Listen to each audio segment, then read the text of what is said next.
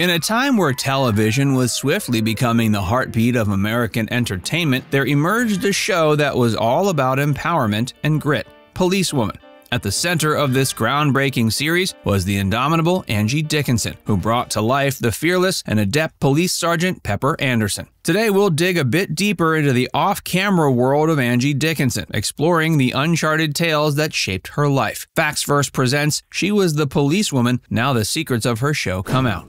Early stardom. Before embodying the fearless Sergeant Pepper Anderson, Angie Dickinson had already graced the screen in numerous roles. She was 43, bringing a wealth of experience and a seasoned presence to the screen. This journey started years earlier with a notable early appearance in Howard Hawks' celebrated 1959 film Rio Bravo, setting the stage for a stellar career that eventually led her to become the heart and soul of a groundbreaking series. The advent of a star. While Policewoman stands as a hallmark of Angie Dickinson's career, it wasn't her starting point. The character that later became a solo venture for Dickinson was first envisioned by Robert L. Collins for the Season 1 finale of Police Story. This episode not only served as a pilot for Policewoman, but also marked the inception of a character that soon became a household name. Collins also had a knack for directing, with credits including a production of Death of a Salesman in Los Angeles.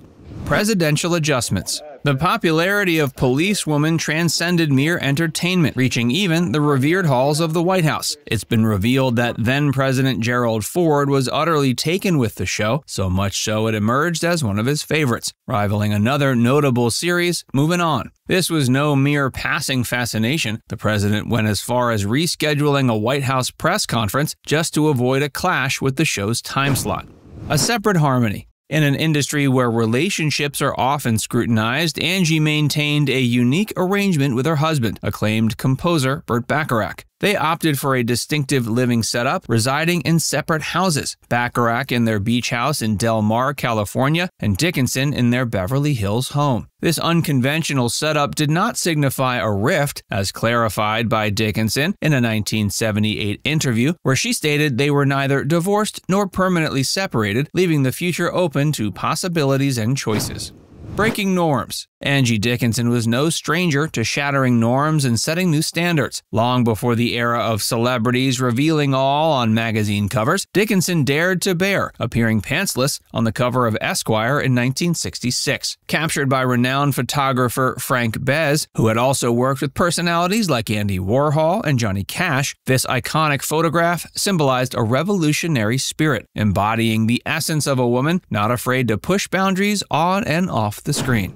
A trailblazer in uniform. In an era marked by television content that often objectified women to allure the masses, a remarkable figure emerged, reshaping the perception of women in action roles. Angie's compelling portrayal of Police Sergeant Pepper Anderson in Policewoman sparked a revolutionary wave of empowerment among women, inspiring many to take up the mantle of law enforcement in their own communities. During the notorious Jiggle era of television, when shows predominantly utilized female sexuality as a tool to attract viewers, Angie's role emerged as a beacon of change. This period saw the proliferation of shows that often found pretexts to feature scantily clad women in a bid to draw audiences, with notable examples being Three's Company, Charlie's Angels, and Logan's Run. The term Jiggle show became synonymous with this trend, later encompassing series like Baywatch and Married with Children. But amidst this backdrop, Sergeant Pepper Anderson burst onto the screen, embodying a figure of resilience and strength in the LAPD's Criminal Conspiracy Unit. Despite the show indulging in the prevalent trend of featuring revealing outfits, Dickinson's character stood as a symbol of empowerment, showcasing a woman who held her own in the testosterone-fueled, high-octane environment of Los Angeles law enforcement. Whether undercover as a prostitute, a dancer, or a waitress, Anderson was depicted as a potent force in crime solving, showcasing a woman proficiently navigating through the intense worlds of shootouts and chases, often dominated by male counterparts. This portrayal struck a chord with many female viewers, offering them a figure of inspiration, a woman unafraid to be in the thick of the action, fearlessly holding her ground alongside male colleagues. In 1971, a mere 1.4% of police officers were women, a figure that witnessed a remarkable increase, escalating by 5% by 1980. Notably, the commissioner of the LAPD acknowledged the transformative influence of policewomen, observing a surge in the number of young women expressing a desire to pursue careers in law enforcement. While the series ventured into increasingly explicit content as it progressed, often showcasing Dickinson in more revealing scenes, the core essence of her character remained untarnished. Dickinson's Sergeant Anderson was more than just an object for male viewers to admire. She embodied a paradigm shift, establishing an on-screen action hero for women across America.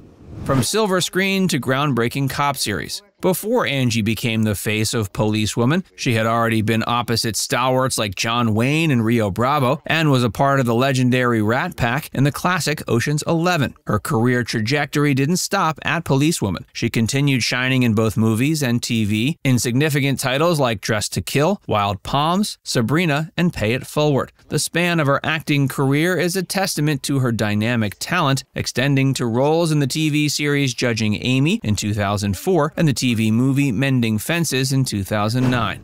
Personal relationships and love life. Over the years, Angie's personal life has seen moments of love, with a romantic narrative worthy of a movie script. In the initial phase of her journey, she was married to football player Gene Dickinson from 1952 to 1960. A new chapter unfolded when she found love with renowned composer Burt Bacharach in '65. But the marriage was marked by Bacharach's unique approach to love, which unfortunately did not foster a nurturing relationship. Additionally, she had a significant relationship with her Ocean's 11 co-star Frank Sinatra. Despite the depths of their connection, Sinatra's stance on marrying within the industry prevented their relationship from transitioning into matrimony, a path he later traversed with Mia Farrow. Navigating personal tragedy. Throughout her journey, Angie Dickinson encountered moments of profound personal tragedy, particularly with the loss of her daughter Nikki, who she had with Bacharach. Nikki, born prematurely and faced with numerous health challenges, including Asperger's syndrome, unfortunately could not cope with the pressures of life, leading to her untimely passing at the age of 40. Despite the immense pain of losing a child, Dickinson cherishes the joyous and loving memories of Nikki, holding on to the light and happiness she brought into her life.